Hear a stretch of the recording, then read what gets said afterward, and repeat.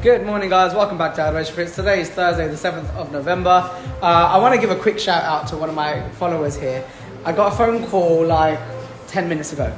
And the very first thing he said is, bro, I just want to start by saying your Instagram account is amazing. I love your content, blah, blah, and it's going on. And honestly, massive smile on my face after hearing it. I didn't think I need to hear that, but honestly, it feels good. It genuinely feels good when people appreciate what I'm doing on a daily basis. And so thank you guys. For you guys who follow, genuinely, thank you.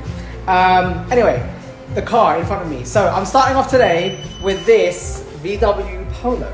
So this is a 2016 VW Polo and it came in last week for a diagnostics. I'll just show you quickly what is going on with it. So if I turn on the car, it's on. Stereo isn't. Now, just to give you, yeah, the lights are on. So everything light up red, no lights here. Now if I push this, we get lights, comes up with that. Wait for it. Dead. It just dies. And after a little while, the lights will go out. Oh, it's just trying now. So when it came in last week, the owner said that, look, this thing doesn't turn on, doesn't work. I tested it out, and again, I couldn't get it to work. So I did have another MMI unit. It wasn't the right one for this car, as in for this screen setup, but I did have an MMI unit I could test with. So when I plugged in that unit, you can see it's on a reboot loop. When I plugged that one in, it woke up straight away and carried on trying to work. It was the wrong spec, but at least I could see it working.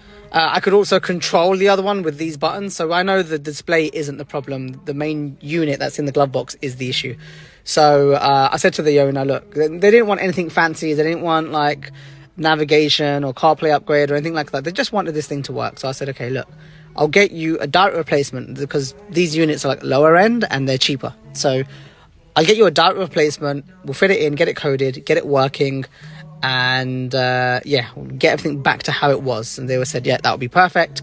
So yeah, the lady just dropped off the car today and she's like, how long will it take? And I said, hopefully half an hour. So at the moment, the clock says it's 11:22. Let's see. 3:43. That's clearly not right. Anyway, I guess you have to change that from there. So, yeah, I'm gonna swap this out. We'll see how long it takes to fit and code it. Okay, so that took a little longer than I wanted, but the Polo is now done. My laptop decided to do updates as soon as I opened it up this morning. I was like, damn it, this door's still open. Yeah, so that's that. But anyway, now we've got a working system, and this one actually has Apple CarPlay and Android Auto fully activated as well. So yeah, everything on this system now works. It's all been coded in by VW themselves. I plugged in my USB cable just to test it, and if I plug it in, there you go, it's saying it's connecting to my phone. Boom. It's got music, obviously I'm recording, but yeah, it all works perfectly. So, result. Okay, next one in. Now, this is a Mark II TT. I haven't worked on one of these for ages. As you can see, we've got some blue tape on the mirror, on the indicator part. Story behind this one. The owner wanted to change out the mirror caps to black ones and fit dynamic mirror indicators. They tried, and well, it's a TT, so it failed.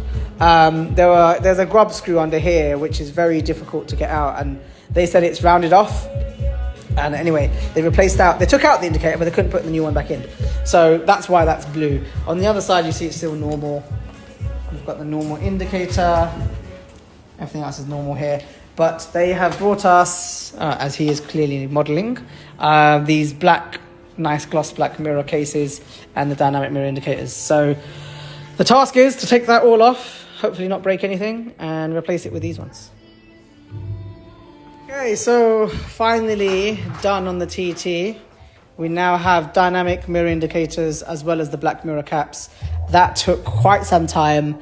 That mirror was being an absolute pain to remove. This one, they already rounded off the screw head, so I just drilled it out. It was so much quicker to get out. That one was almost jammed. Luckily, we didn't round out the head, but to do that was really tough, actually. Anyway, both mirrors now done. fitted all back together. It does actually look really nice with the black. I quite like it.